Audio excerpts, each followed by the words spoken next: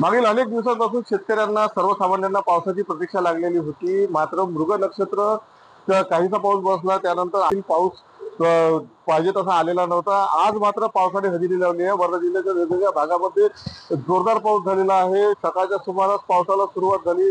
काही भागामध्ये जोरदार तर काही भागामध्ये साधारण पावसाला सुरुवात झाली आणि जिल्ह्याच्या वेगवेगळ्या भागामध्ये हा पाऊस बरसलेला आहे। या पावसामुळे शेतकऱ्यांना दिलासा मिळालेला आहे। अनेक शेतकऱ्यांनी पेरणी केलेली आहे। अनेक शेतकऱ्यांनी कपाशी, तूर, सोयाबीन आदी पिकांची लागवड केलेली आहे। मात्र पावसाअभावी अनेक ठिकाणी पेरण्यांचा खोळंबा झालेला होता। अनेक ठिकाणी जी पिकं लावलेली आहेत तर ती पिकं पावसाअभावी धोक्यात येऊ लागलेली होती। त्यामुळे सर्व शेतकऱ्यांना देखील पावसाची प्रतीक्षा लागलेली होती आणि आज पावसाने जोरदार हजेरी लावली आहे। त्यामुळे शेतकऱ्यांना मोठा दिलासा मिळालेला आहे आणि यामुळे आता पेरण्यांना देखील वेग येणार आहे। महेश शिंदे, TV9 मराठी, वर्धा।